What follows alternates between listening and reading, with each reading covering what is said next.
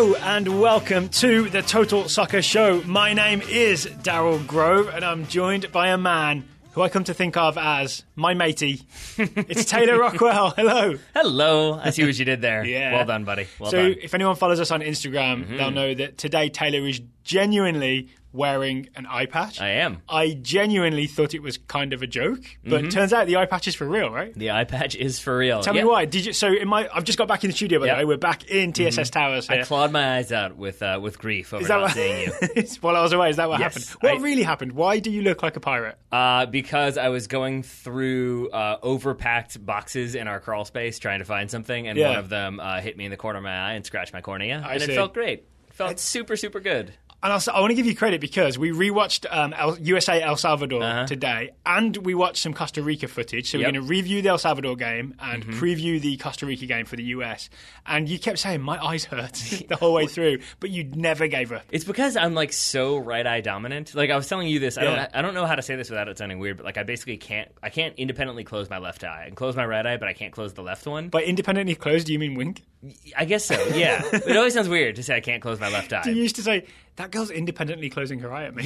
Yeah. Well, because I feel like wink is a temporary thing, you know? Yeah. I guess wink is the right way to put it. But so because of that, like, I find my left eye just, like, wants to close because my right eye is closed. Yeah. So, yeah, watching stuff, it's an interesting prospect where I'm suddenly like, oh, both my eyes are closed, and I didn't realize it. Well, looking to the future, we'll be doing the commentary for Richmond Kickers versus Bethlehem Steel this Saturday evening, right? 7:45 Eastern. Double sunglasses. That's my plan. Yeah, that's going to be rough. It's going to be hot as well, and bright here in Richmond. Yeah, we'll see how it goes. I have been wearing sunglasses a lot more. That's the other aspect of it. And then I'm just the jerk who wears sunglasses at all times. Like yesterday, I went to the grocery store, and the artificial light did not help, so then I was wearing sunglasses the whole time. And I definitely got some looks of like, really? You're that guy?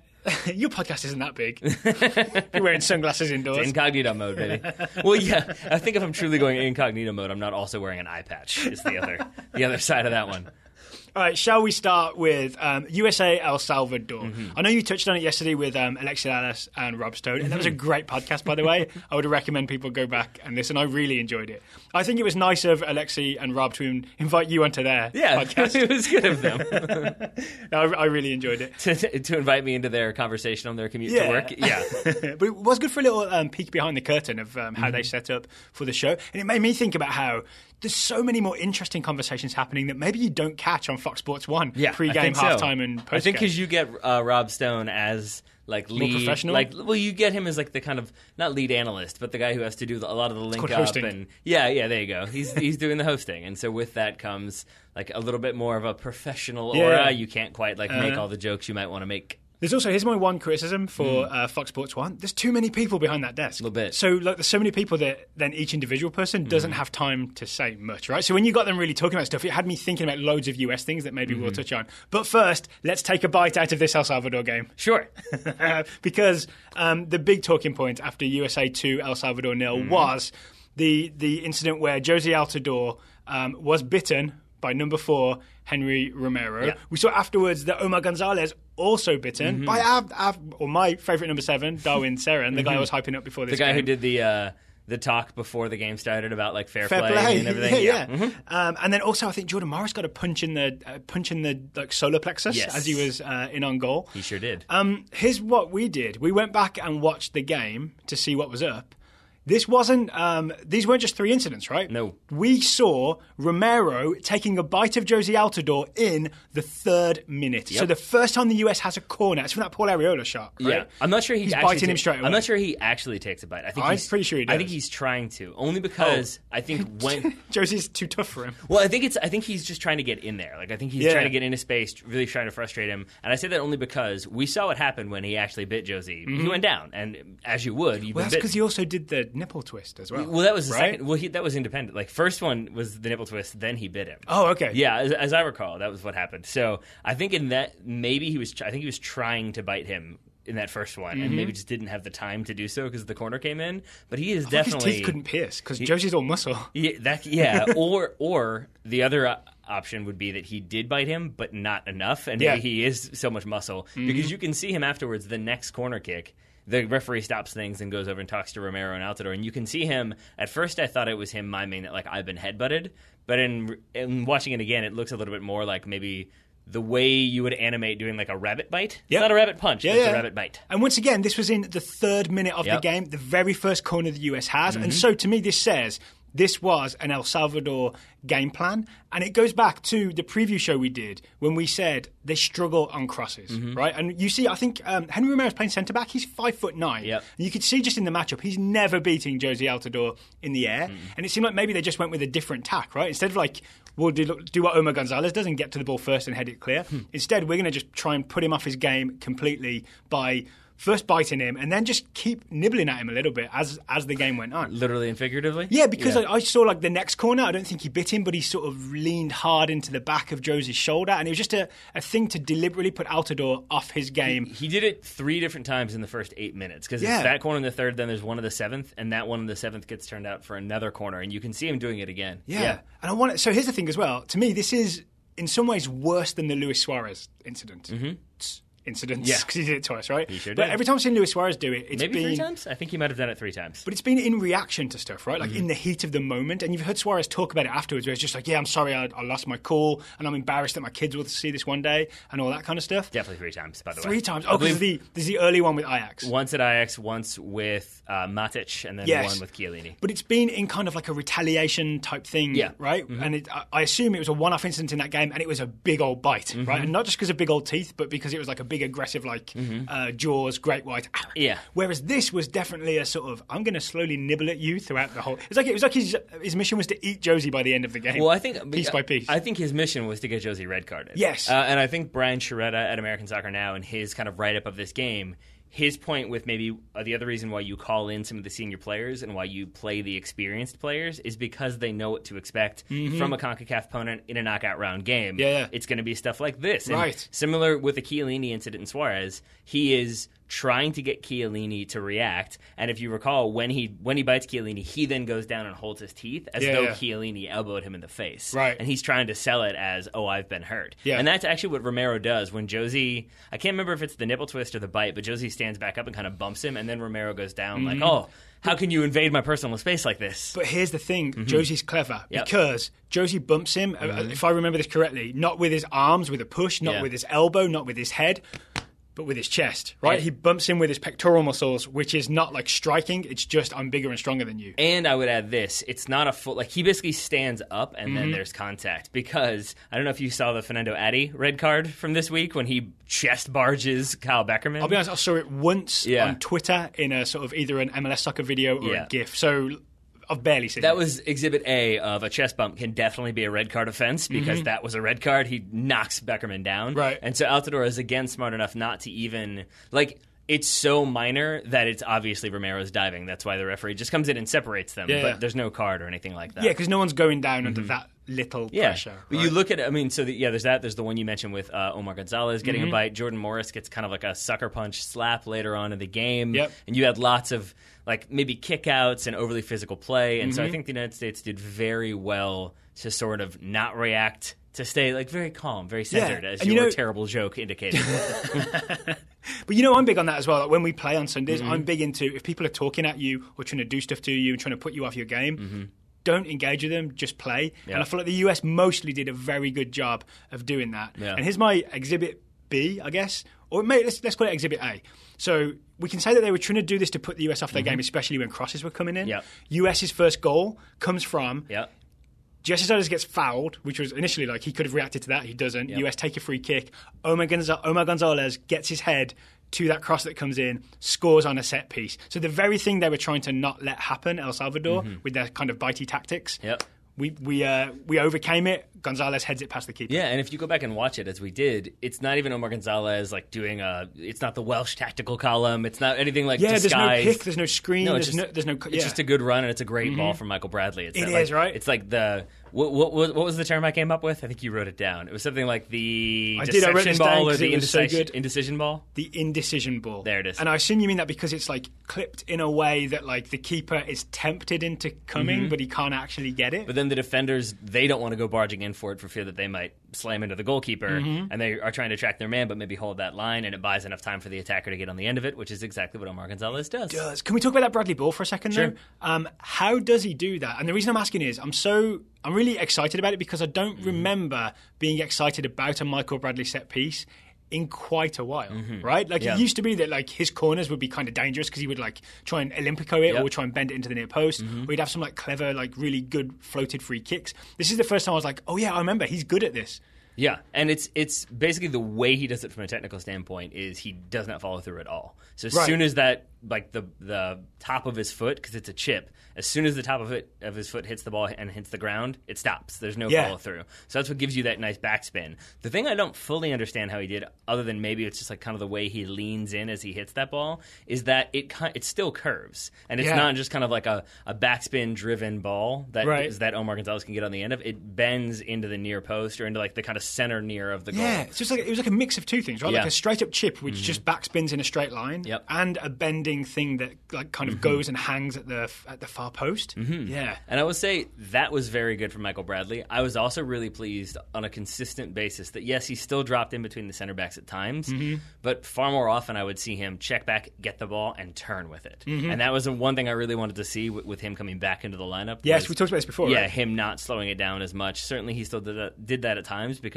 that's what you have to do to retain possession. Yeah. But I also saw him turning and trying to find people, trying to play the ball into feet, especially looking for Clint Dempsey, and then trying to play off Clint Dempsey. Can we say that maybe Darlington Nagbe alongside Michael Bradley is a good influence? Because I was really excited about Darlington Nagbe's game. Like I know he didn't like dominate the game, but it seemed to me like every time he got the ball, he would do that thing where he takes the first touch that takes him away from someone, opens up some space for himself, and then he moves again, right? So when Bradley's got someone alongside him who is constantly moving and constantly opening up new spaces, they're not just sitting alongside him. I feel like it kind of encourages Michael Bradley to kind of do the same thing and pass and move. And I know that I got very hyped on the Kellen Acosta-Dax McCarty partnership in that USA-Ghana game, so I don't want to go too hard into this one, but I will say I do wonder if Kellen Acosta... It's a temporary high, right? Yeah, well, I do wonder if Kellen Acosta was sitting on the sidelines of this one like, uh-oh, that's not good. They look real good together in the middle. They did, right?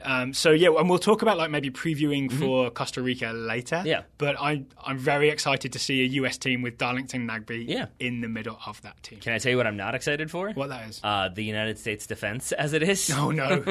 I mean, it starts with Eric Lehigh giving the ball away in the third minute, that easily could have been USA 1-0 down inside the first 3 minutes. So we rewatched this, right? It's actually, that starts with a Paul Areola ill-advised shot. Yep. I would say there was no need to shoot from distance from there. He but loves a shot from distance, though. But as that ball comes back and bounces, Lehigh does have plenty of time to just side foot it back to Tim Howard and get the ball all the way to him. Yeah. But we rewatched it. It did take a weird bounce, right? Just before Lehigh strikes it, there's an odd bounce that sort of takes some of the bounce out of the ball, essentially. And I heard Bobby Warshaw talking about this one, and I think his argument or his idea was that the field hadn't been watered when the players were warming up, so the players got used to sort of a slower field, a little less wet field, and then they water it while the players are in the locker room. So it's a completely different playing surface when you come back out. Okay. And so maybe not Ariel, excuse me, maybe Lehigh had adjusted to the field he warmed up to. Yeah. Comes out, first pass, he expects it to kind of maybe bounce a little bit more or not bounce as much, and so then he runs into problems. So how much do we agree with that? Like, I understand that is a situation that happens and that is a problem for Lehigh, but in the end, you kind of just have to figure your way out of a situation, right? Well, yeah, I mean, I can understand that being like a situational explanation,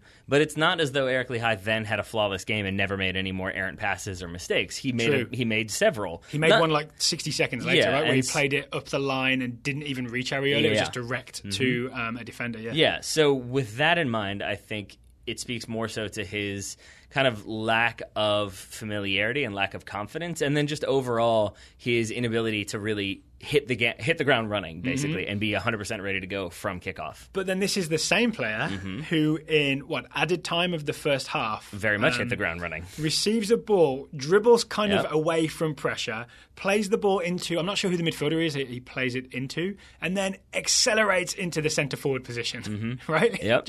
I watched this live, and I was shocked that he made that run, because I was thinking, no, you're 1-0 up, it's nearly half time, right back, don't go wandering, don't go and play centre forward, and then the ball ends up in the back of the net after he receives the pass from Clint Dempsey. Yeah, how dare you doubt Eric Lehigh? Yeah, absolutely. Yeah, and I do wonder if maybe that was Bruce Arena maybe being okay with those fullbacks pushing forward a little bit more, maybe sensing a little bit of weakness there and seeing that maybe there was a goal for the taking. But do you not agree that it's massively unorthodox? Because to me, pushing forward as a right-back is getting down the line and giving support to Paul Arriola. This is like he just temporarily went and played centre-forward for 30 seconds. I mean, except the only thing I would disagree with is that I don't think it's as though like everybody else was in their right positions and then Eric Lehigh just went sprinting through the middle for no reason. Like it was definitely in transition, and I think it was sort of similar to, I can't remember who the opponent was when Graham Zusi did that, but it was sort of like he got the ball. Oh, and he intercepted and just drove. Yeah. And then it was sort of like, I can keep going. And he was definitely looking to pass. It would have been the goal of the Gold Cup if he'd scored that. Probably, yeah. But I think it was, in my mind, it was similar to that, where he kind of gets the ball, gets past the first guy, and suddenly has space in front of him. When he does play that ball off, again, I forget who it is to. Maybe it's Michael Bradley, because then it eventually goes to Clint Dempsey, and he does that turn and finds Eric Lehigh. Yeah. But I think even then he kind of spots that, like, I'm further forward, maybe somebody's sitting for him. Maybe Arriola has told him, I'm sitting in for you, you can keep going. Either way, he definitely makes a run into a space where nobody else is. I guess he's dribbled infield as well. Yeah. So I guess he's already going in that direction. It's not as if he made a big curving run from the outside to the inside. This is just jealousy in my mind. You're just a defender who doesn't like when other defenders score because it makes you look bad when you shoot like 30 yards wide. But is that, weirdly, I feel like this is a goal that Jurgen Klinsmann would have loved, because it was just like, all right, the game's not going my way. Marauding. I'm going to make an impact. I'm just going to charge forward and see what happens.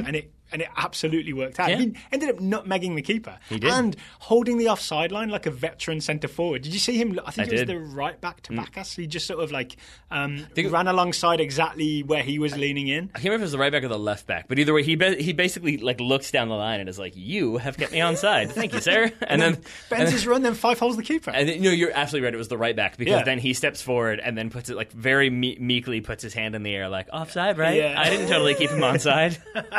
And you can always tell when they don't aggressively protest, because it's either they go way too far in one direction of like losing their minds because there's a little bit of guilt there, or they just sort of like, offside, okay, no, and then walk back. I'm sorry, everybody. Yeah. Also, I think I tweet this out maybe. I had a bit of a tweet storm after this game because I knew we weren't doing a quick take, can't take. That goal starts with Darlington Nagbe. And it starts with Darlington Nagbe being not aggressive, but like hounding an El Salvador midfielder with like a run and a step in front and an intercept, and then some of that old Darlington Nagbe magic where he just quickly moves out of pressure and plays the ball to Lehigh. That's where it all starts. Yeah. That got me excited about Darlington Nagbe. It's calm under pressure, and that's especially impressive and necessary in the middle, where it's like he's not panicking, kicking the ball long, or always dropping it to the center backs. He'll take that one touch to get around one player, then he'll play a ball out wide, and then he'll continue that run and open up more space. Can I switch track for a moment? I'm not done complaining about the defense, but yes, you go ahead. Well, I've just realised we've been very positive about the goals and some of the things we saw and withstanding the biting and the stuff from El Salvador. Yep. A lot of people were very down on the US team after this game because it wasn't a very sort of consistent, connected performance. There were way too many turnovers and giveaways. And I wanted to make sure that we talk about that. Like, why do we think that happened, and why aren't we more down about it? Or just are we and we haven't got there yet? I think it's because if the United States had beaten Martinique 4-0, or like done what they needed to do, converted all their chances, blown Martinique away, go and play Nicaragua, win 2 or 3-0, then suddenly if you have a kind of more CONCACAF-y game against a CONCACAF opponent who are going to like literally bite you and scratch and claw their way towards an eventual loss, but like it's going to be a CONCACAF game, and again that's where I think the United States deserve praise. But if they've struggled through the group stage and haven't looked so impressive, because they didn't, then when you have another game where it looks like they're struggling and not really playing fluid soccer, it sort of feels like, it's a pattern now, as opposed to, in this one game, they had to change up their tactics and be more professional and play the veterans and not respond to the stupid challenges and the stuff that was intentionally trying to get them red cards. So you're saying the reason it's frustrating the way that the reason people are frustrated the way the US played against El Salvador is because you can't just excuse it as, it was a CONCACAF game and then we've got these 3 other great performances, so we know this team can click and perform. Yeah. It's like we've been waiting for this US team to click and perform, and it hasn't happened, and we're 4 games in. Yeah. But we're 4 games in, haven't lost, and we're in the semi-finals. This is true. So there's that. There is that, but it's the Gold Cup is the kind of point. Like, I remember I was talking with I keep talking about Albert because he and I guess are texting, but he texted me like, do you think we'll even make the semifinals? And I thought he was talking about the World Cup, and I was like, I don't know, it could be different. I mean, no, probably not, but, you never know. And then he was like, oh, wow. And I was like, wait, are you talking about the Gold Cup? And he's like, yeah. And I was like, oh, yes, we're going to make the semifinal. Come on, Albert. Like, yeah. He knows better. Yeah. I mean, let's be real here. Yes, that's always going to happen. So Rob Stone, when you talked yesterday, he made a point of the thing that appeared on TV of Bruce Arena being really, really mad about, quote, too many turnovers. He yelled that at his team. And I think, if I remember correctly, Rob Stone was interpreting that as Arena's a guy that likes his teams correctly to do the simple things right. And that's like first principles, back to basics kind of thing. Don't give the ball away. It's kind of a basic philosophy. And so he's frustrated that this is a thing that the US are doing. Things like the Eric Lehigh giveaway. And I think that's where we can maybe take the praise we had for the United States before and flip it. I think they didn't respond to a lot of like the physical altercations, but I do think they changed their game to suit El Salvador. Okay. And I think that they played much more into the hands of El Salvador than El Salvador did the United States. Okay. And so that where it becomes a little bit of like sometimes long ball, trying to force passes in where they don't quite work, maybe not getting kind of the movement that you need. I think that's when the United States is kind of not necessarily lowering its game, but responding to what El Salvador is doing as opposed to taking the game to El Salvador, which is what I think a lot of people would like to see them do. Yeah, you'd like to see the US like move the ball around quickly and slice through. And I think the only time I saw that was maybe for the Lehigh goal, because Dempsey has that one quick turn and clever pass, and it comes from a short series of passing from the US.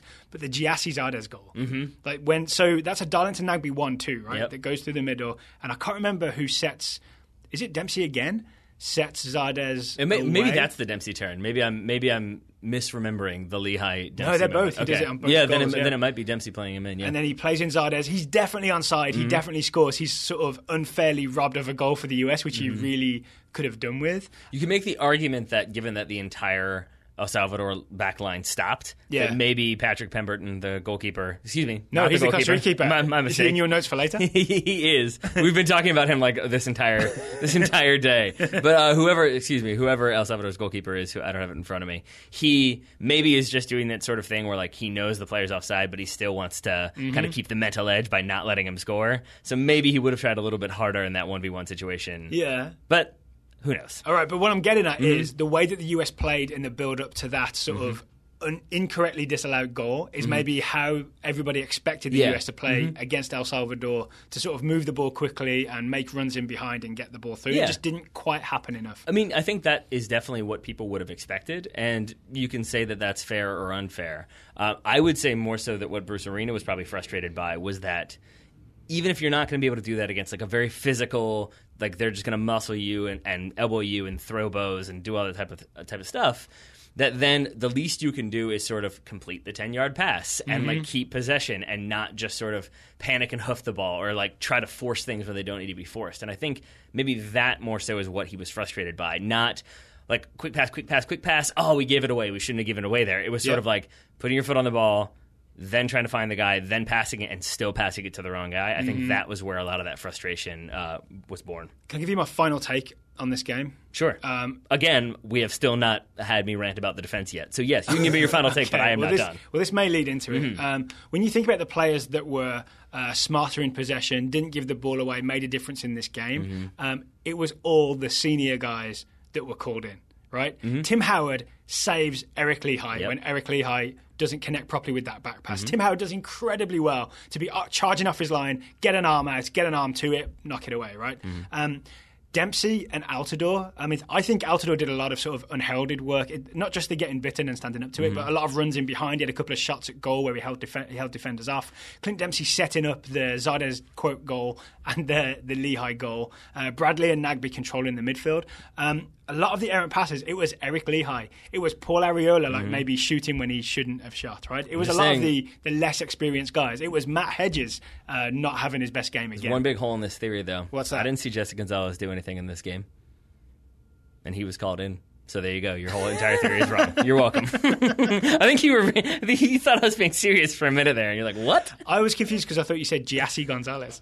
I mean, he's like an amalgam of Omar Gonzalez and Giassi Zardes. I mean, you know, but you mean Jesse? They've got that LA life, yeah, Jesse Gonzalez. I would say I don't necessarily disagree with you. I would say I think I'm a little bit more critical of Clint Dempsey than you were. Okay. I didn't love that it seemed like he and Jozy didn't really have much in the way of combination. Yeah, there wasn't a huge connection between those two, but I think they independently had other good connections with other players. I think it was also very strange just to see like Michael Bradley wearing 26, and I think Clint Dempsey was wearing like 28 or 29. Yep. And Jozy had 27. It was just weird. That threw me off a little bit. Me too. Nagby had 25, I think. So that was a little confusing. But I'm with you other than that it was the kind of veterans bailing people out. But by the same token, like, Omar Gonzalez is a veteran. Like, he's probably the number 3 center back still. I thought, so we've been very critical of Omar Gonzalez, right? I thought this was maybe his best game so far. And not just because of the header, but because he did win a lot of defensive headers. Anytime El Salvador did try to go long, this time he was more aggressive and just stepped and won the ball, which is what I think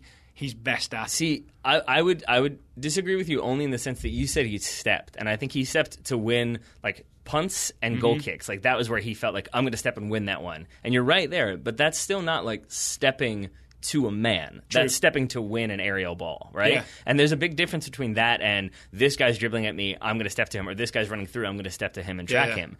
Or catch him offside. And in my mind, or catch him offside, exactly, because in my mind, responding to a goal kick, responding to a punt, that's still responding. That's still reacting to it. And I feel like generally Omar Gonzalez is in reaction mode. And so we still saw that where he would think a guy was running through, so he would drop 10 yards because that guy's going to run.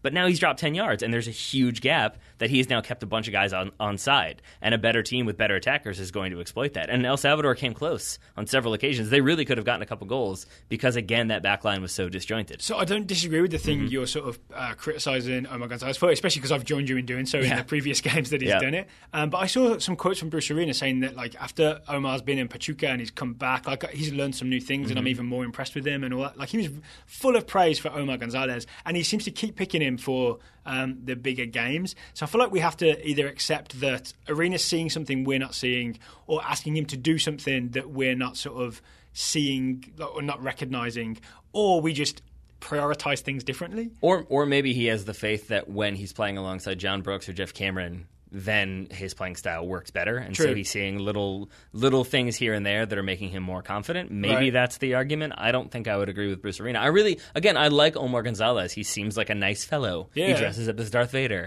He seems game. But I have been frustrated by him in this tournament, and honestly I think it's because I've been so frustrated by all of the center backs. Maybe not Matt Miazga, but that's because you haven't had that much opportunity to be. It's a limited sample survey. So let's talk about Matt Hedges. Sample size? That's what I meant to say. Let's talk about Matt Hedges. One of the things I tweeted was Matt Hedges is not making the most of his Gold Cup opportunity, at least not so far, because again in this game he got beat a couple of times on the dribble. There was one sequence, I can't remember exactly when it was, 10th minute, read it in my notes. He concedes a foul at the edge of the box, down the side of the edge of the box, because a guy's going past him that really shouldn't have been. So Hedges grabs him, fouls him. Could have been a penalty kick, right? I mean, no, sorry, let me rephrase that. It was, if he had waited and made that contact like a half a yard later, then it's a penalty. So it's not like it should have been given as a penalty, but when it first happened, I was like, oh, that's a penalty. Yeah, you could argue he's like, oh, I'm going to foul you here instead of in there, right? So that's what Landon Donovan would argue. Yeah, but there's the better version is just tackle him to begin with. Don't get beat. And we've seen in previous games people kind of dribbling past him and catching him flat-footed, which is not what I remember from the times I've seen Matt Hedges for FC Dallas. And then on the resulting free kick, Matt Hedges gets screened, right? They set a pick, they catch Matt Hedges, and I can't remember who shoots the ball, but they manage to get the ball at the top of the box to Matt Hedges' man, because they screen him, get the guy free, get a shot at goal out of it. He does get, I think, his jersey tugged a little bit, which holds him back. But he's that's already part of the game. Any centre back will tell you he's already beaten by then, too. Yeah, part of the game is to not get picked when the opposition has a set piece. You know they're going to try and do it to you, so you've got to fight your way through and stick with your guy. Yeah, and I think the other thing that was so frustrating in that performance, and it's what you've kind of like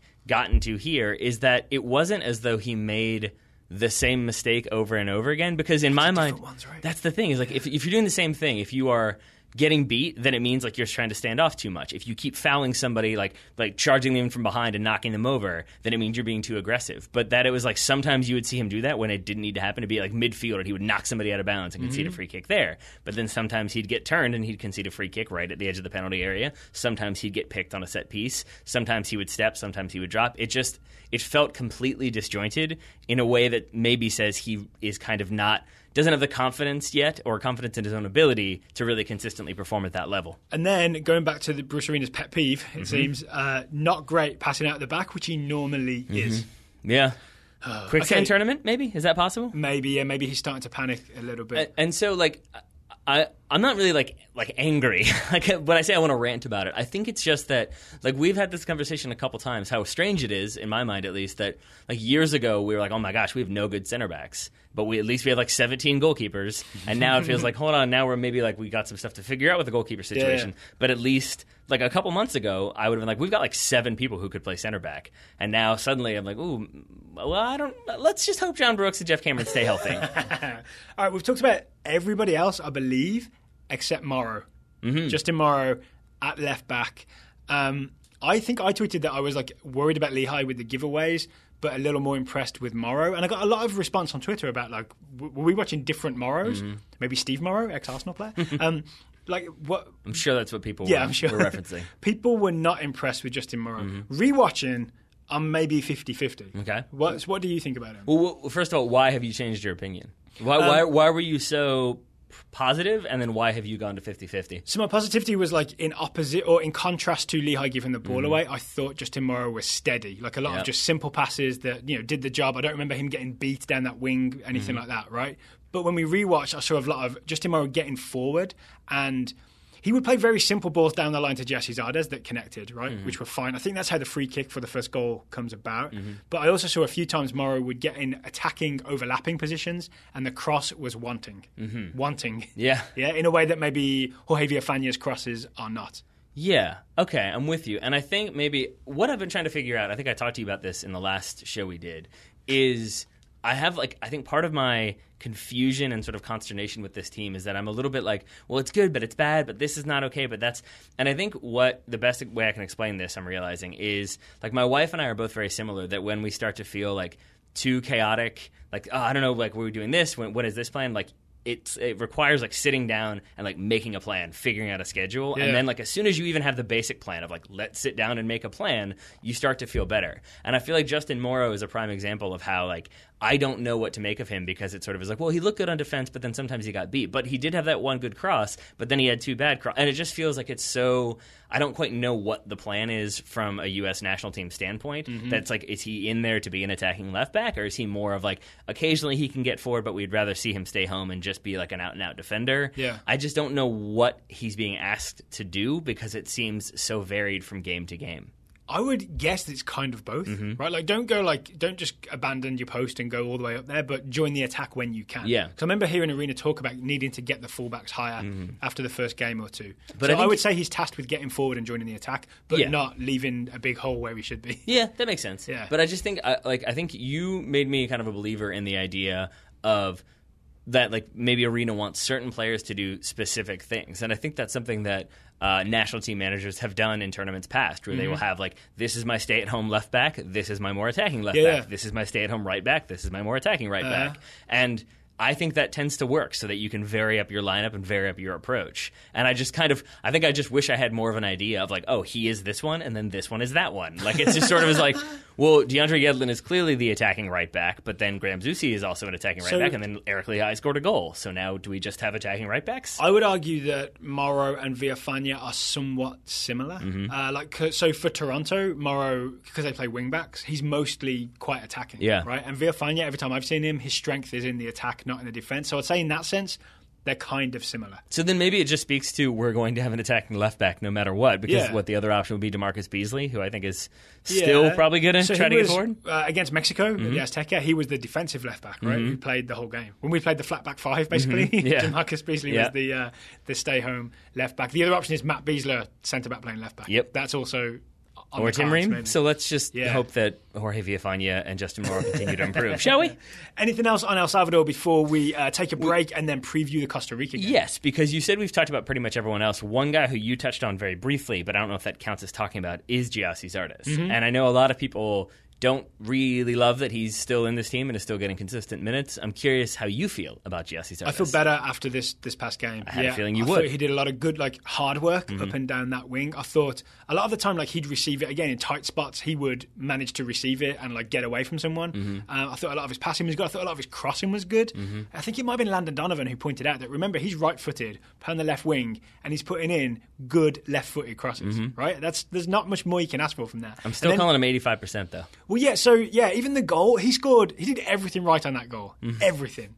And it was ruled out for offside. It's almost like he's slightly cursed to never have a 100% successful play. But I think so. Yes, you're right. That maybe that one wasn't his fault. But the free kick that Omar Gonzalez scores on, Michael Bradley plays, as you said, it comes about from Jozy Altidore getting fouled. So he's he receives, holds it up a bit, gets knocked over. Perfect. Yeah, and I do think that he is one where, a little bit like we talked about with maybe what Omar Gonzalez is doing, that Bruce Arena says, I'm seeing, growth from him. I think maybe Jozy Altidore is doing the things that Bruce Arena has asked him to do. It's effort, it's tucking inside when he needs to, it's getting forward when he needs to, and so I think Bruce Arena knows what to expect from Jozy Altidore and knows that Jozy Altidore can execute his game plan. Yeah, and I'd say I've even been mostly positive on him when other people were not so up on Zardes' performance. I will not make that claim about myself. But I'm saying you remember the clumsy stuff, but you don't remember all the other good stuff that Zardes does. To clarify, all the other good stuff you're referring to is getting fouled and scoring on a goal that he was ruled offside for? No, just in general. All right, I think he's going to start against Costa Rica and he's going to do well. I do have a quick specific prediction. I know we're about to move into Costa Rica, but I will say I think Clint Dempsey scores against Costa Rica. I'm not even sure he's going to start, but I think Clint Dempsey scores. All right, we'll talk about that. And that's my tantalizing tidbit as we lead into that. But first, we have a word from a sponsor today, Daryl Grove. Yes, today's sponsor is one of our longtime friends. As we both frantically pull out our pieces of paper. Ruffneck Scarves. Ruffneck Scarves are the official scarf providers of, I know the list, US Soccer, Major League Soccer, USL, and NCAA. That is correct, my friend. You can also make custom scarves at Ruffneck Scarves. And we asked our listeners via Twitter, if you were going to design a scarf to commemorate the Gold Cup so far, what would you put on that scarf? There were some very good responses. We got a lot. We did. Many of which were similar in style. Twitter was hot. Or similar in approach. Yeah. So we've narrowed it down to what, your 4 favorites? Is that what we went with? Yeah. Okay. Up first, RP Kirtland. Bites are taken out of it in various spots. I think that probably would be an accurate representation. Yeah. All right. So we've met RP, right? RP is the guy who had a big hand in starting the River City Red Army, the big Richmond Kickers supporters group. But that's not the reason I chose this. It's because I wanted to talk about this with you. Would you do this as an actual design where you etch teeth marks into the stitching?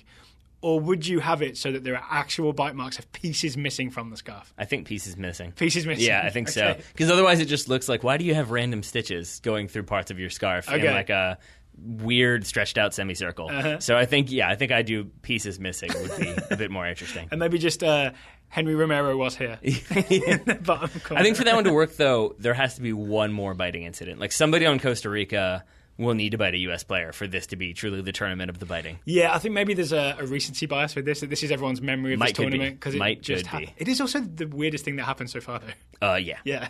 It happened, twice? And then maybe 6 other times, as we discovered? So, yeah, it's pretty strange. Josh Schreck says that on the front, he would have what happens in CONCACAF. On the back, he would have stays in CONCACAF. I'm assuming this is also a reference to biting and nipple twisting? Yeah, probably.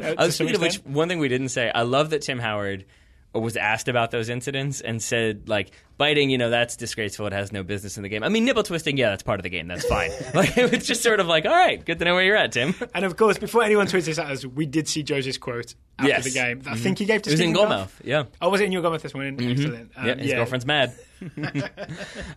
Sally on Twitter, SFlox19, says question marks, lots and lots of question marks. I think that's wonderful because, for example... I backed that one so far, yeah. There are the question marks about, what was that referee thinking? The Canadian referee? Was it Fisher? I've forgotten his name. But what was he thinking with not seeing and not calling a lot of those bites? I don't know. And it would be interesting to see if he includes them in the official match report, because that's the only way that there can be retroactive punishment is if they're in the referee's report. But also, it's a tournament of question marks, right? For the US, for example, we've been talking about how, we're trying to win the tournament, but also it's about, answering some questions about players like Morrow, and maybe can Graham Zusi play right back at a high level, and like how's Kellen Acosta, Dax McCarty going to do, and how does Dom Dwyer? I mean, there are just question marks everywhere, and then question marks of like, why did Dom Dwyer and Kelly Moreau go home? I mean, yeah, lots of right? okay. Lots of question marks. I'm agreeing, but we have one final nominee. It's from the Riddler. Okay, so Freddie Mercury Hayes says on his scarf he would have, "Hey, it's better than no soccer at all." Wow. I would amend that to like, "Hey, it's better than the International Champions Cup." Ooh, burn.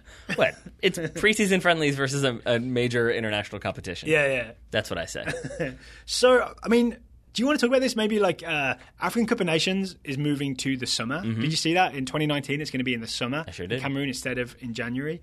And you've got to start to think, like, how much interest does this tournament hold? What do you mean, the Gold Cup? The Gold Cup, yeah. Because you've got a lot of countries sending, like, B teams, and I mean, it starts to worry me. I think that tends to be like an up and down trend, right? That whoever sends a team to the Confederations Cup, that tends to be the one that sends a weakened team. Similarly, I think, then the team that is not going to Confederations Cup, either Mexico or USA, also sends a B team in response, kind of. Yeah, you know what I mean? Wasn't there a time? I could be totally wrong on this, but I think there was also one summer where there was like a Confederations Cup and a Copa America and the Gold Cup, and Mexico. I think Mexico played in all three, and so they sent like their C team to the Gold Cup. So yeah, I mean, I think that's part of it, is that Confederations Cup, you want to go there, play well. That's, helps get you prepared for the World Cup. Copa America is more prestigious than the Gold Cup. I've already solved this. They've talked about Copa America Centenario, making it a more regular thing. I think maybe once that happens, you can start scaling back on Gold Cups. I don't know if you can, though, because I guess you could scale back to one, but then it becomes whoever one every wins. 4 years instead of every 2 years. Whoever wins that one then goes to the Confederations Cup. Yeah. Assuming, of course, that's a thing. Also, that might not be a thing. Yep. Okay, so Ruffneck Scarves were today's sponsor. You can buy a scarf an official scarf to support the US national teams. You can buy scarves for MLS teams, USL teams, NCAA teams. They also have other country scarves. Like I think I saw an Ecuador scarf, for example, in the Ruffneck Scarves store. There's also a really nice blue and black scarf with hello and welcome on it. Indeed, there is. That's my favourite scarf. I believe it's the Total Soccer Show scarf. It is. And if you want to buy any of those scarves, you can get 20% off at ruffneckscarves.com by using the coupon code Total Soccer Show. Total Soccer Show for 20% off at Ruffneck Scarves. Thank you to Ruffneck Scarves for sponsoring today's show. Daryl, before we move on to our Costa Rica preview, I wanted to say one more thing. Yeah? One of the stranger things that we didn't really talk about with the biting, we talked about how it was two different players doing it. But that's really weird. And it reminds me of Paul F. Tompkins, a comedian I love. I love him. He tells a joke about he's doing like stand-up for... And it's like, I guess it's a known thing that you don't do stand-up to open for a band, because nobody wants to hear somebody talk and then somebody play music. They want to hear the music. So he tells a story about like doing it at like the Whiskey Go-Go or whatever it is, the club in LA. And I think like 5 minutes into a set, people just start pelting him with ice. And it was like one piece landed. And then it was like the entire crowd remembered, oh, yes, ice. And then they all just started throwing ice. And that's what this feels like, is like one El Salvador player watched Romero bite Altidore and was like, oh, yes, biting. That's an option. Like, it's just so weird to me that another player was like, that seems like a good idea. Let me get in on that. I think it's pre-planned. You think so? Yeah, I honestly think as Darwin Seren was giving the speech about fair play, in the back of his mind, he's already given a team talk about, hey, let's get our teeth into Altidore and into other players. Let's put these guys off their game. That is intense in that case. But I'm pretty sure that's what happened. I'm guessing Costa Rica will have a more like soccer-oriented game plan than a biting-oriented game plan. Okay, well, since we talked about it again, El Salvador, do you remember we talked about in the preview that there was the match-fixing scandal that happened in 2010 and blew up in 2013? And this was a chance to make El Salvadorians proud of their national team again? I'm just going to say this one more time. Someone did not listen to my goal mouth from Thursday. That's all I'm saying. Because I believe my joke was I listed all of the infractions in this game and ended with, it's hard to believe that this disciplined, well-organized team is the same one that had 14 players banned for life for match fixing. Okay, we should move on to Costa Rica. We should. The game is Saturday night in Dallas. I think it's going to end up being 10 o'clock Eastern, as I understand it. It's going to be on Fox Sports 1. This is where the Gold Cup, I think, gets real, right? It's not Costa Rica's A team, but it's not far off. And especially when you think that the only reason they're missing some players is through injury. Yeah. So they beat Panama 1-0 with a magnificent own goal from Anibal Godoy in the quarterfinals. We've gone back and watched It's really well said. Big chunks of that game Yeah. and little chunks of Costa Rica in the group stage. What have we learned, Taylor? Well, we learned that you made a joke, I think, that we paused the game for like 5 minutes, and you're like, I didn't actually pause it. This is just how slow this game has been. Because, man, were Costa Rica patient with their passing. That's a very nice way of phrasing it, because here's what they were doing. They were just passing the ball across the defence very calmly, almost tauntingly, daring Panama to come out and chase It really was the Simpsons joke. Like, there's the one where they go and watch soccer, and the announcer's like super excited as the players just like Rodriguez to Ramirez, Ramirez back to Rodriguez, Rodriguez back to Ramirez. And that's what this felt like. It was just slowly moving the ball around. Except, I think in that Simpsons episode, they're doing that across the midfield. Costa Rica did it across the defense. Yeah, but I think, but there is a reason for that, and it's because I think they were aware that Panama were going to be a little bit compact, and so that was their attempt to slowly try to pull Panama out. Yep. And then I think they were looking to try to hit them over the top or hit them on the break, or play a little bit more direct, and it was almost sort of like. It was, I guess, like the best way I can explain this, I'm sure there's way better ways that are more soccer appropriate, but it almost reminded me of like an alley-oop, where it was a lot of like, I'm going to throw the ball long, and this guy's going to catch it, and he's going to, well, I guess then you'd have another element in there. But it was like looking long for one player, but not necessarily to play him in behind, but it was usually looking long for Orena, who would run into the corner, and then he would drop it back, and then there'd be a cross into the box. So it was sort of like part one and part two of a game plan. So that's probably the thing to watch for, is what we see Costa Rica doing. So not an alley-oop at all, by the way. Totally wrong on that one. Yeah, now it's you with the bad analogies and metaphors. Yeah. I got to think of something better while you talk. The eye patches on the other eye. So yeah, what we saw a lot, I think you got to look out for is number 21, Orena, up front. He's the sort of usually the lone centre forward, right? And they will go direct to him, or they'll play it in the channel for him to chase. And he's very, very good at just getting to the ball, either flicking it on or holding it up and then dropping the pass backwards to a more creative player like, say, Brian Ruiz, who you may know as Clint Dempsey's teammate at Fulham. Really sort of dangerous, creative, attacking player. I want to say, if you're trying to think of his style, somewhat similar to Dempsey. Yeah. Like a floppy-haired Dempsey. In that he's very good at, like, he's not fast, but like a slightly more Costa Rican Dempsey. Yeah, there you go. But he'll make very nice, silky smooth turns, and he'll make very clever passes that can split you open. He also draws a lot of fouls. He does, right? Which Clint Dempsey also does, right? Over on the other side, you're going to have Ramirez, who, I can't remember his club team, but he's been on loan in the Portuguese First Division. Haven't seen that much of him, but the little bits we saw of him, he looked kind of dangerous. He's going to be wearing number 7. Look out. Oh, I should mention Ruiz will have Brian on his back. Yes, he will. And he will be wearing number 10. Yeah, he's living the life of Brian. Yeah, so you have them out wide. The question is, what will you have through the middle? I heard it. I chose not to comment. The question is, what will you have through the middle? Because it might be a back 4 or it might be a back 5. We've seen both lineups from Costa Rica in this tournament. So the weird thing is, Johnny Acosta, number 2, I believe, is a centre-back, right? Absolutely is a centre-back. Normally plays in the back 3 for Costa Rica. And I think did through the group stage. In the game against Panama in the quarterfinal, Acosta played in front of a back 4 as like a defensive midfield. 4-1-4-1, basically, Yeah, really, really strange. I'm not sure why they decided to do that. And I'm really curious about, like, is that like, this is our knockout stage tactic? Or is it just a one-off for something they saw with Panama? I think it's because they expected Panama to be a little bit more compact and to sit back, just like I said. And then I think Panama as well were looking to hit on the break. And so with that in mind, with Panama theoretically playing a 4-3-3, but really it was a 4-5-1. Yeah. Really, that means you're only going to have one guy running around trying to put you under pressure. So you can afford to have one of your center backs step forward and become almost like the deep-lying playmaker.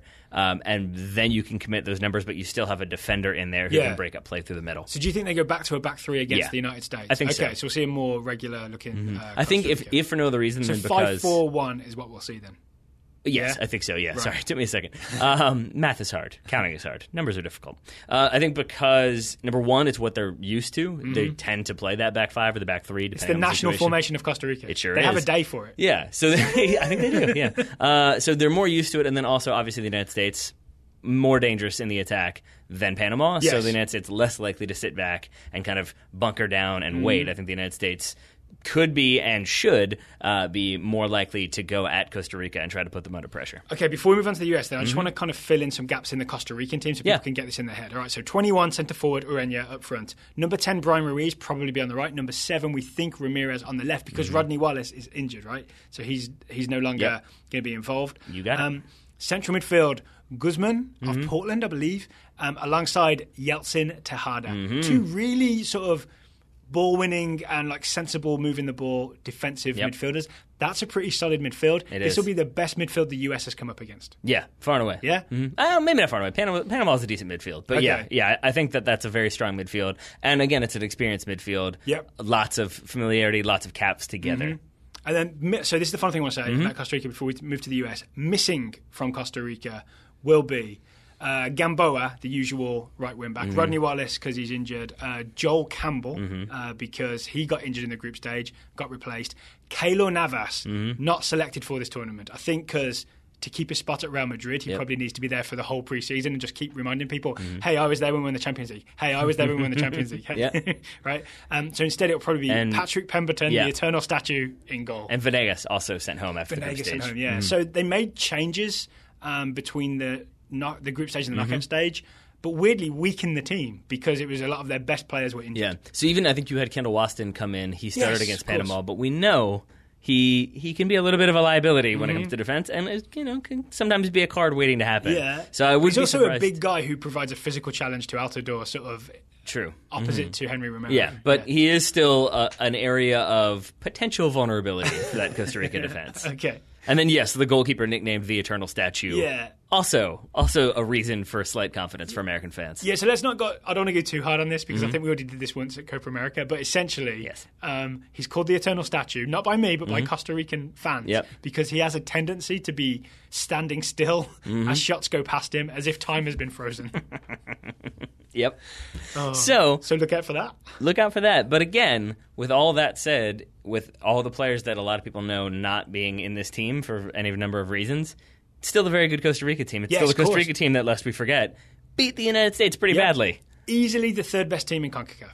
I mean, some would say the second best. I mean, I know right now I think the way the CONCACAF standings are, I think it's Mexico, USA. Yeah. That might just be in the Gold Cup standings, though. But I mean, I would say right now it's probably Mexico, Costa Rica, USA. The most recent CONCACAF team to go to a World Cup quarterfinal. There it is. We can say that, right? Yeah.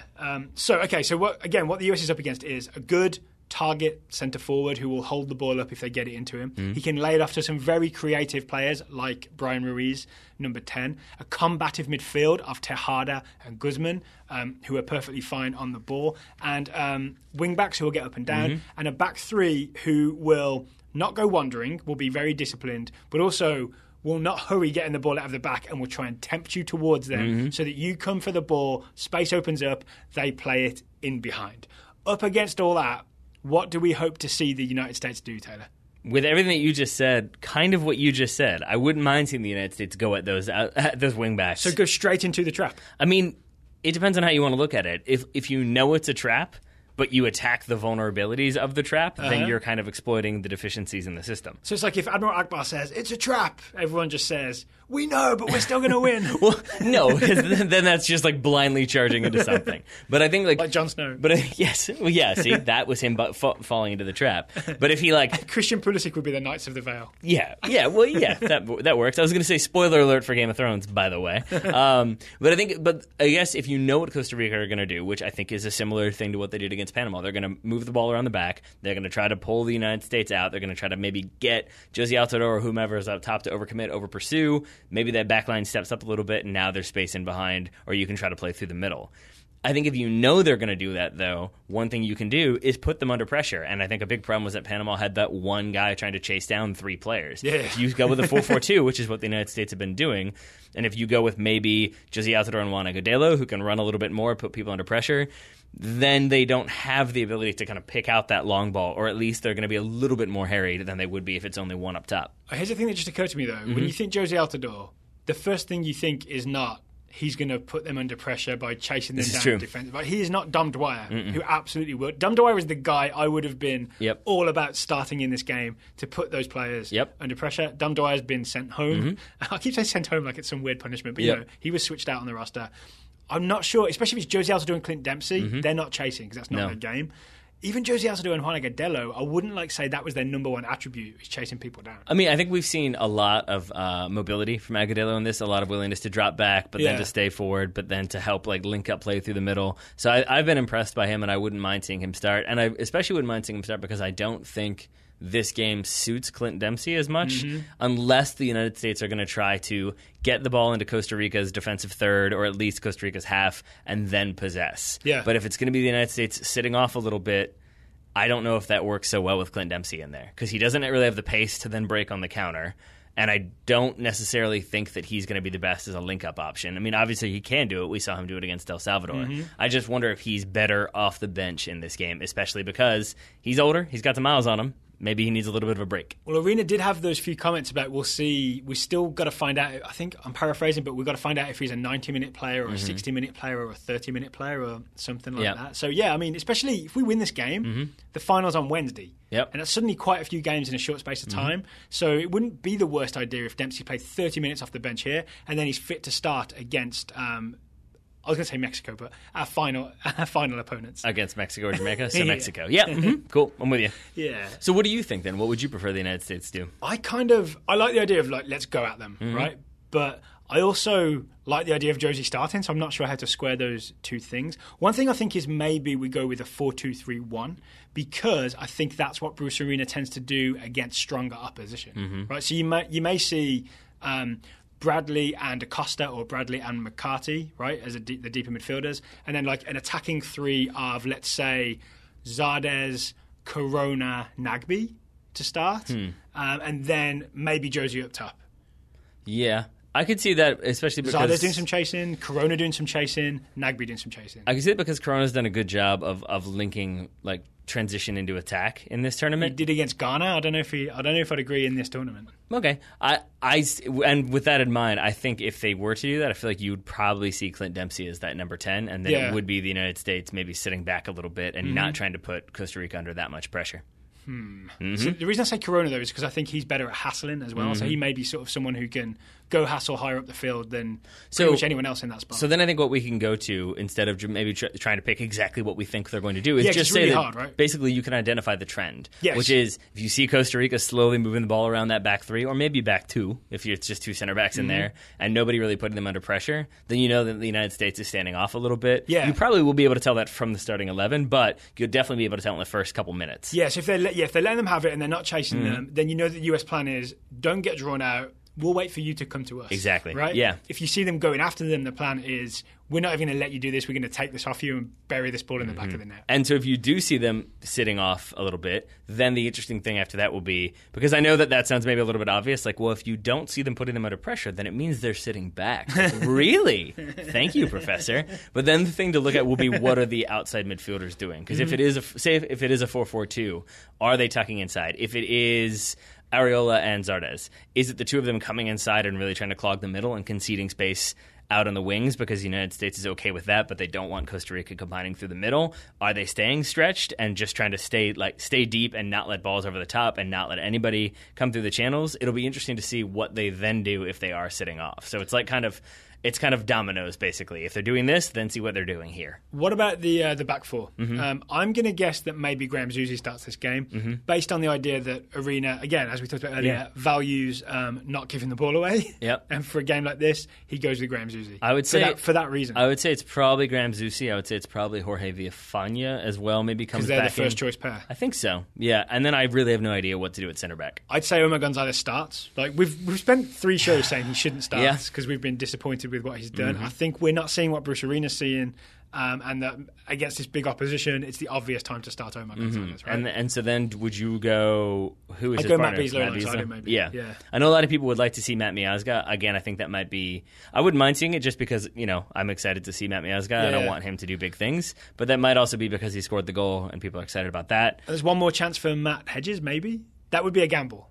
Yeah. Yeah. You can hear by my hesitation that I would not really love Matt Hedges. But maybe it is a redemption situation. Who knows? Yeah, maybe. Basically, I won't be too angry about anything, specifically because you're right that Omar Gonzalez is going to start this game, and that would be the one that kind of makes me concerned. So the game again is 10 o'clock Eastern. Yes. I want to say one more thing. Yeah, sorry. One of the reasons why it makes me concerned, because we didn't really hit on this, is that when you have, sometimes Omar does a very good job of stepping and winning those aerial balls, but we've also seen him, especially on like diagonal switches from like the right back to the left midfield, we've seen him sort of just kind of watch that ball and follow the trajectory and watch it go to the left back and lose his man. And that is how Costa Rica have scored in this tournament, is they do that big switch, the defenses get pulled out a little bit, and then there's a gap through the middle, and that's where Reina sprints in, operates, scores an easy goal. And I just get a little bit worried that you might see... You think of the first goal of the tournament against Honduras, yes, right? I believe so. And I can imagine Omar Gonzalez drifting a little bit, and maybe because he doesn't do the organizing job that maybe we would like to see him do, could see him drift a little bit. If it is Matt Hedges again, maybe Matt Hedges still isn't organizing, and suddenly you might start to see some gaps open up, and that is another thing that gives me pause for concern. You mean cause for concern? That's the one. All right, so we'll be back. You caught me on it, you jerk. Yeah. We'll be back for a quick take, hot take, immediately after USA v Costa Rica in the semi-final, and maybe a longer show that night. But bear with us that night, because we'll have done the very hot commentary for Kickers Bethlehem Steel, where we'll be seeing former kicker Hugh Roberts playing for Bethlehem, which I think is going to be kind of heartbreaking. Yeah, a little bit. Enough on that. So yeah, then we're going to come in studio. Does it make you pause because you're concerned? Yes. Yeah. Then we're going to come back in studio, watch the game, put out the quick take, hot take. That's our promise to you. Yeah. All right. Before that... so I guess, yes. So it will still be a quick take, very hot take, basically. Quick take, scorching take. Quick take, sweaty take. Yeah, the game is Saturday night, 10 p.m. Eastern. The game is in Dallas. We have scouting reports to deliver, Taylor. Before we close today's show, we have 1, 2, 3, 4, 5, 6 reports from the Total Soccer Show Scouting Network. Up first, we have Jillian Avalon scouting Jack Storer and Baby Ronan Hale. The Baby Jack and Baby Ronan, both of Birmingham City. Jack is 19, Ronan is 18. The Baby Blues played in a very ugly U23 match versus Stourbridge. Yep, Stourbridge. Daryl's eyes perked up. Baby Ronan played the first half and missed the target. Baby Jack played the second half and was denied a goal. Stourbridge won 2-1. Yeah, go on, you Glass boys! In addition, Baby Jack went on trial to Macclesfield, but the loan seems unlikely to happen because his trial game with Macclesfield was a catastrophe. Not the play. The play is unimportant, says Jillian. Baby Jack's temper has not cooled, and I think he's going to have to mature significantly if he wants Harry to play him on the senior team anytime soon. He started a fight with a Macclesfield teammate, and although he was not shown a red card for the fracas, he pulled off his shirt and went down the tunnel unprompted to lots of boos. Also worth noting, he pulled off his shirt. When he got to the tunnel, he threw the shirt on the ground. Then he went down the tunnel without the shirt. So this is in his trial game. Correct. For Macclesfield. He starts a fight with a teammate. He gets into an altercation with an opponent. His teammates try to separate him, and it goes quickly from like them holding him back to them shoving him and having some words with him. And to go the backstory on this, when Baby Jack played against Wolves in the league last season, he came off the bench with Birmingham losing and headbutted a Wolves player and was sent off. So, and then Stourbridge is in your neighborhood, near your neighborhood, right? Yeah, so actually, I want to talk about Stourbridge for a second. So I'm from Hales Owen, and the other team up the road is called Stourbridge. Yep. But I've got a special love for Stourbridge because it's the highest level of soccer I ever played was for Stourbridge under-17s. So they're a non-league team, like semi-professional, but I played for like their youth team up to U17. So it's like the closest I got to playing at a good standard. So basically you did this, is what I'm hearing. Stourbridge under-17s. Where is Macclesfield? I'm not sure. So not the Midlands. No. I was going to say maybe because the common denominator here appears to be the Midlands, that it's like struggles with Birmingham, gets into a fight with Wolves, kicks a board, loses Stourbridge. If Macclesfield are in the West Mids, maybe he just needs to get out of the Midlands. No one needs to get out of the Midlands. says the guy who got out of the Midlands, yeah. Second report is from Todd Ito. So is the third report, by the way. Second and third report from Todd Ito. First one is scouting Shunta Nakamura, the 18-year-old Japanese youth international for Amari Yamada High School. This is an interesting one, right? We assigned Nakamura when he was in the professional team. Now he's playing high school, but apparently it's not that bad. I think it's more like you have like two. I think it was 2 tracks in like the Japanese youth setup where you can play like for an academy team, which our next scoutee is doing, or you can go play high school. But I guess the levels, like they sometimes play each other. The levels aren't that significantly different. Okay, so in mid-June, Nakamura played for Japan in the Lisbon Under-18 tournament. Japan finished third, beating the US but losing to Portugal and Norway. Nakamura started and scored once against the US, started but didn't score against Norway, and did not play against Portugal. The second guy is more exciting. Okay, Todd Ito is also scouting Takafusa Kubo, who I'm going to refer to as Kubo, who is the 16-year-old Japanese youth international for FC Tokyo's youth team. There you go. Todd says, after promising cameo appearances for Japan in the U20 World Cup as a 16-year-old, Kubo will now look to take a starring role in the U17 World Cup in India in October, and the hype articles are already showing up. Japan is in a group with France, Honduras, and New Caledonia, so they should probably advance to the knockout stage. That said, it's tough to know at the U17 level because sometimes teams that you wouldn't otherwise expect to be good are good because it's U17. But I will say a player that played in the U20 World Cup, there is that, to go then play in the U17s. Yeah. Going to do well at the U17 World Cup. Cough, Josh Sargent. Cough. Jeff Warren scouting Niklas Dorsch, is how I think you pronounce that, an 18-year-old midfielder for Bayern Munich, German midfielder for Bayern Munich. After losing all of last season to Mano, Dorsch, a deep-lying midfielder often compared in style to Toni Kroos, came on in the 75th minute of Bayern's friendly with Arsenal. More on that game in a little bit. It was an uneventful outing, but definitely improvement on last season when Niklas had Jeff concerned that Google Alerts may have been broken. Lucas Muller is scouting Danilo Acosta, the 19-year-old US youth international for Real Salt Lake, the left-back for the U20s, right? Lucas says Danny Acosta got his first assist in Wednesday's match against the Portland Timbers. He was subbed in at left-back for Demar Phillips, but moved to the number 6 role later in the night, which I believe is where Acosta used to play. He also played against Man United and was pretty decent. Most worryingly, he got a new haircut, which isn't great. Mini man bun / ponytail thing. That is an all-around top-quality scouting report from Lucas Muller. It had everything you could ask. Especially because Daryl hates a man bun, so it factors into that, it had an insult for man buns, some positional stuff, and who he played against and how well he did. There you go. Final report comes from Jonathan Holmgren. We do have several other reports. We will get to those probably next week, but final report for the day comes from Jonathan Holmgren, scouting Alex Iwobi, the 21-year-old Nigerian winger for Arsenal. Told you Arsenal would come back into this one. Iwobi scored the equalizer in the 93rd minute of stoppage time as Arsenal drew 1-1 with Bayern Munich in their International Champions Cup match in Shanghai. The match then went to penalties, which Arsenal won 3-2. Jonathan would, unrelated to that game, also like to know if we are excited for Blade Runner 2049. Yeah, but I can't wait that long. That's terrible. But nice deflection. I saw the trailer and I'm up for it. It's coming out soon? Yep. It'll be interesting to see if Harrison Ford actually tries in this movie. You never know with him. What do you mean actually tries? I mean, like, the last Indiana Jones, sometimes in his movies. I think the one that will forever stand out for me is when I think he was on a talk show one night promoting K-19 The Widowmaker, and I think was either drunk or had imbibed something else or smoked something else, and I think just like made fun of that movie and was like, oh, that's such a stupid name. Like, he was just made fun of the movie the whole time. So sometimes I feel like you don't get maximum effort from Harrison Ford. I would hope you do for the Blade Runner sequel. You get maximum effort from Deadpool. You do. If you'd like to join the Total Soccer Show Scouting Network, please go to totalsoccershow.com/join. If you'd like to leave us a report, please go to, if you've got a player, you're in the Scouting Network, go to totalsoccershow.com/report. You'll be making our lives very, very easy because then all the reports compile into one document. Makes it easy for us to then read them on the show. This is true. Okay, Taylor Rockwell and Taylor Rockwell's eye patch. Thank you both for taking the time to talk to me today. Right back at you, buddy, from me, and the eye patch is kind of neutral on you right now. Right. Feels like you've mocked him a little bit. So, listeners, thank you for listening. We'll talk to you again after the USA v Costa Rica Gold Cup semi-final.